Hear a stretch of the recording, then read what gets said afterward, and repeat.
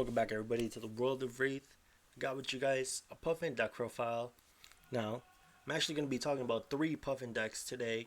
I got one that I've been working pretty hard on, and other 2 that I think Puffin players would like to explore and see where, they can kind of branch the deck out into.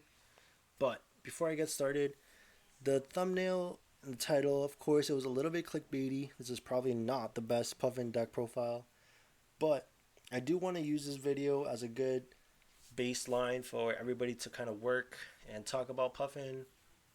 One huge thing about Puffin, you really want to ask yourself, how much is a cog worth? Because this is of course her main mechanic. So when you look at the weapon Spitfire along with a cog, the cog can give you 2 value. Now if you play copper cog and you don't crank it and you're able to attack with Spitfire, you should be able to get 4 value out of a copper cog. Normally, the cogs will either give you 1 point of value or go again. So that's a good baseline value number to assign to a cog. It can be 1 or go again, of course, as long as you have another card to go with it. Now, some of the main reasons to play Puffins are the new Majestics introduced in High Seas. Cogworks Dovetail is such a strong card, a 1 for 5, but it can become a 1 for 8 or 1 for 7 go again if you have the right amount of cogs. And cards like Cogworks Zeppelin is not a majestic, but being able to tap a cog to create a cog can be pretty good. And these airships have the ability to tap cogs to give them +1, which can be very tricky and hard to block out. Now, one thing to note, whenever you create a cog, golden cog token, it's basically reading go again, as you will often be cranking your golden cogs. Now, a really cool thing I found with Cogworks Dovetail, let's say you have 2 golden cogs up, you attack with this, you use its instant ability to go to 7, and then it hits, it's going to untap your cogs, and after damage, you still have an instant window to tap the cog and do your 3rd instant and give it go again. So this has come up a lot for me, and I mean, this card is just amazing. Great reason to play Puffin, I think. Now we got the Cogworks Workshop. This is kind of like a setup card. Playing it turn 1 can feel pretty crazy. Putting steam counters to give your cogs more longevity is super strong, but sometimes when you just play it out to make a golden cog and you crank it, kind of just lets you cycle through your deck, as Puffin will be drawing you cards once you crank another time. Cog in the machine is great to just play, get yourself 2 golden cogs with a steam counter each, or you can tap them both to get a Puffin draw and an action point. And also you can tap a cog to put this to the bottom of the owner's deck, which is kind of crazy, putting back such a powerful card to the bottom of your deck. And last, we got the ships that are kind of pretty good against certain matchup. Jolly Bludger can be great against wizards, other gold heroes like pirates, or some of the heroes from heavy hitters. And Platano Airnaut is great against ninjas and rangers. When you pair it up with a card like T-Bone, you can really mess up some people's equipment. Sometimes I also like to bring it in against like brutes or guardians just to make them block inefficiently with their equipment. Now, let's go ahead and get into the deck profile. This is the one that I've been working on the most. This is the boost variant. Now, I talked about Spitfire already, but Cogworks Blunderbuss, 2 resources to attack, and you can tap a cog to give it go again. Like I noted before, cogs can be 1 or go again. In this case, it's a go again. The arm Cogworks Tinker Ranks, it's pretty awesome. When you defend, you make a golden cog token. This is usually just a block 2. There's times where you just defend it to get a lot of value off the golden cog, but I've found I'm using it most often just to block 2 and cover up like breakpoints. Crown of the Minion is really good for aggro matchups, where this along with Polycranker gives you a draw whenever you want by using Puffin ability and then Poly ability. So it's kind of like an on-demand draw card. Crown of Providence or Balance of Justice, whatever you want, as your other headpiece for when you actually want to block. Heavy Industry Gear Shift granting you an action point can be pretty good when your hand doesn't have enough ways to get go again. Or this with Cerebellum Processor to draw you a card can be pretty good. Polycranker, another reason to play Puffin. I mean, once you put this on the field, your opponent doesn't deal with it. This is half a draw, so it demands a lot of pressure, and even though it only has one life, it's often worth more than just one with the damage that your opponent's gonna send to get rid of it.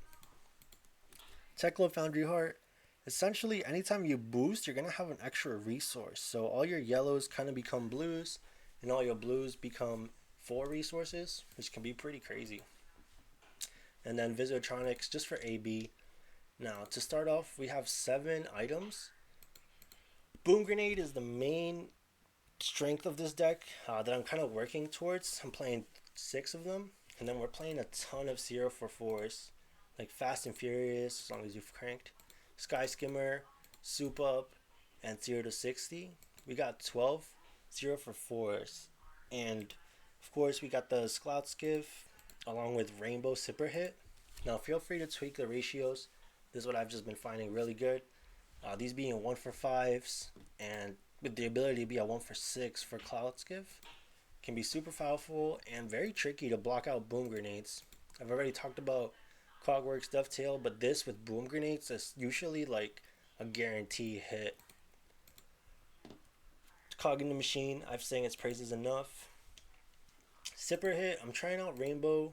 I don't know, this card is just super good, and unlike the other dash that boost, and it's kind of like a liability. You're still boosting in this deck, but not as much. But every time you boost, you kind of have an extra resource, so it can really let you set up big turns. Cogwork Zeppelin. I was playing the reds, and I just found that sometimes I want to have the versatility of pitching this, so I'm only playing the yellows and blue. Golden Sky Warden. This doesn't seem that good, but it can really set you up for future turns. Often I galvanize 2 golden cogs and make 2 golds, and having the gold to do Puffin ability and then any item that you can crank draws you a card really sets you up to have really big turns. Cerebellum Processor is just a blue. Sometimes you can combo this with Cog in the Machine to really get a draw and go back down to 1 action point. I think it's just good. I mean, sometimes I've played it on 2. Like I said, feel free to tweak around the numbers. Cloud City Steamboat, just a blue block 3. Sometimes you attack with it. We talked about this. Copper Cog. This is going to be like one of the big parts of Puffin that's going to be debated. Some people may not even want to play this. I think for this build, 3 is pretty good. It gives you just more longevity. Having a cog that sticks around longer is really good. This turn 1 is pretty good.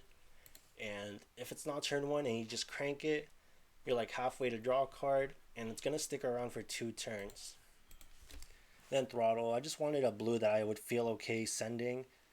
You don't usually send this. Usually it's a pitch card. But when you do have a lot of blues or you just have too much resources, this is just good to just send it out there. Inventory, we just have the little package for destroying equipment with T-Bones and Platano. And then Jolly Brother comes in against, like I said, pirates, things that play items. Now, as always, you can just tweak this list. I'll leave it in the description down below. I think I've been pretty happy with it, but I'd love to see if you guys play some games and let me know what you think. The other 2 lists I have, one is a red line using Spitfire. Oh shoot, I just removed it. Now this is playing a lot of reds, and it's also playing the Boom Grenade package. I haven't played this as much, but I think this weapon is super strong, and just turning a cog into 2 points of value, I think it had to be explored. So I made this little version a lot less blues, a lot more reds, and we are playing a good amount of yellows. Just like I said before, Teklo Foundry Heart kind of makes your yellows into blues. So feel free to try this. This is playing a lot more boost cards, so you're more prone to decking out. So I would feel completely okay if you're putting extra cards in. And then the last one, I'm calling Sky Pirate. This is playing a lot more of the ships, and it's not playing any boost cards, which allows us to play some of the pirate cards like Conqueror of the High Seas, Saltwater Swell. This card's insane to me. I mean, you gotta get a little lucky to get a blue, but if you do get a blue, this is just so much value. We're playing the Fabled here, and then we're playing some of the blue ships that I think can, let you use these heavy blue hands, as well as 6 copper cogs, since this is actually playing very heavily into the idea of using your airships to get value out of your cogs. We're also playing Tip the Barkeep, but the blues I'm not 100% sold on. Pine on Sentry can be good. Kind of just keeps your golden cog around by tapping one and getting like a new one. But the great part about not playing any of the boost cards, we can play Defense Reactions and Sunken Treasure, which can be really good against many decks. Mainly Gravy Bones, but also like Earth decks, things like that. Sometimes you can get like a Syndra Dagger off of this. This I think could be worked on a lot. I'm not sure if this is anywhere near what its final form could look like, or if it's even worth playing this pirate version of Puffin. Like I said, I haven't worked a lot on this. I think the boost version is the most competitive one, but she is a pirate mech, so maybe we shouldn't be completely forgetting about the pirate cards. As always, guys, I'll leave the descriptions to the deck list down below. Let me know if you got some games in and what you think about these lists, what changes you've made. Thank y'all for watching, and peace.